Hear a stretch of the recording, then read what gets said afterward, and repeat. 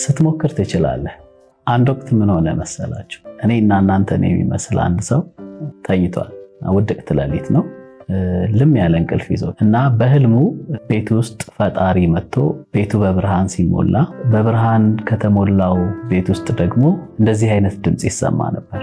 ተነስ ልጄ፣ ወደ በርህ ተጠጋ፣ ክፈተው፣ ከቤትህም ፊት ለፊት ተመልከት፣ ትልቅ ቋጥኝ ድንጋይ ታያለህ፣ ተጠጋና ግፋው ብሎት ብርሃኑም ይሰወራል፣ ድምፁም ይጠፋል። የዚህ ጊዜ የተኛው ሰውዬ ከእንቅልፉ ይባንና ቤቱን ሲመለከት እንደጨለመ ነው፣ መብራት እንደጠፋ ነው። መብራቱን ያበራና በሩን ሲመለከት በሩም እንደተዘጋ ነው። ይከፍተዋል እና እየተጠራጠረ ወደ በሩ ይቀርብና በሩን ቼክ ሲያደርግ እንደተዘጋ ነው። ምክንያቱም በሩን ክፈት፣ ወደ ውጭም ተመልከት፣ ትልቅ ቋጥኝ ድንጋይ ታያለህ የሚል ቃል ነው፣ የእግዚአብሔር ቃል ማለት ነው። ከዛ በሩን ከፍቶ አይኖቹን ወደ ውጭ ሲወረውር ትልቁን ቋጥኝ ድንጋይ ያየዋል። አላመነም። አይኖቹን ያሻቸዋል። ዳግመኛም ይመለከታል። ትልቁ ቋጥኝ ድንጋይ እስቲል አለ። ከዛ ቀጣዩ ትእዛዝ ተጠጋና ግፋው የሚል ነው። ያው ይህ የአምላክ ቃል ነውና እምቢ የማይሉት ሆነ። ይጠጋል። ቀስ እያለ የፈራ የተባ ወደ ትልቁ ቋጥኝ ድንጋይ ይጠጋል። ከዛም ድንጋዩን ድንጋይ እንደሆነ ለማረጋገጥ በጣቱ ሲነካው የእውነትም ድንጋዩ ድንጋይ። ከዛ ቀጣዩ ትእዛዝ ግፋው የሚል ነው። ስለዚህ መግፋት ይጀምራል። ሲገፋ ሲገፋ ሲገፋ ይነጋል፣ ይረፍዳል፣ ይውላል፣ ይመሻል። ሌላ ቀን፣ ሌላ ሳምንት፣ ሌላ ወር፣ ሌላ ዓመት በመግፋት ያል ከዛ ረጅም ጊዜ ረጅም ዓመታት ሲገፋ ቋጥኝ ድንጋዩ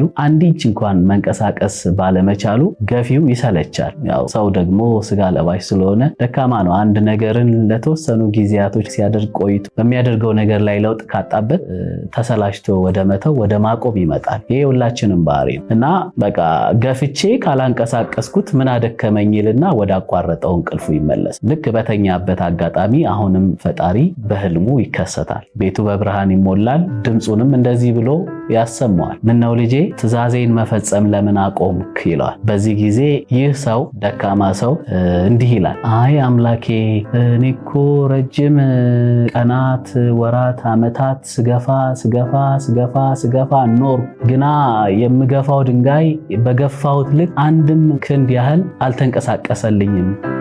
ስለዚህ ላላንቀሳቅሰው ምን አደከመኝ ብዬ ተመልሼ ነው ይለዋል። በዚህ ጊዜ አምላክ እንዲህ ይላል፣ አየህ ልጄ፣ የምትችለውን ትተህ የማትችለውን ስትፈጽም ተሳሳት። እኔ ያልኩህ ግፋ፣ ማን አንቀሳቅሰው አለህ? ሰው to push is up to you, to move is up to God። የኛ የሰዎች ፈንታ በዚች ምድር ላይ መግፋት ነው፣ ማንቀሳቀስ የአምላክ ስራ። ይህ በምድርኛ ቋንቋ ወይም በሰውኛ ቋንቋ ሲተረጎም ምን ማለት ነው? እዚች ምድር ላይ ያለነው ለመጣር ነው። መግፋት ማለት መጣር ማለት መሞከር ማለት ነው። የምንችለውን ያህል ማድረግ መቻል ማለት። በምንችለው ልክ አምላክ ደግሞ የዛን ውጤት የመስጠት ፈንታው የሱ ይሆናል ማለት። ብዙ ጊዜ ነገሮችን እንጀምራለን።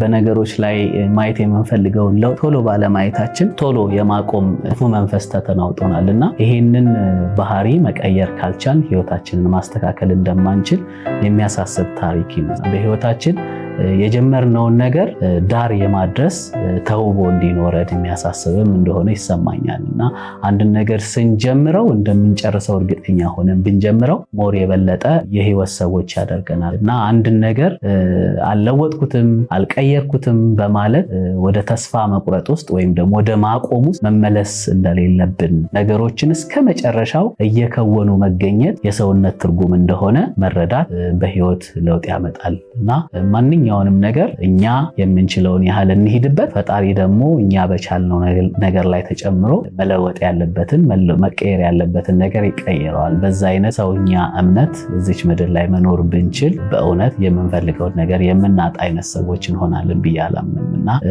ግፋ፣ ግፊ፣ ግፉ፣ እንግፋ።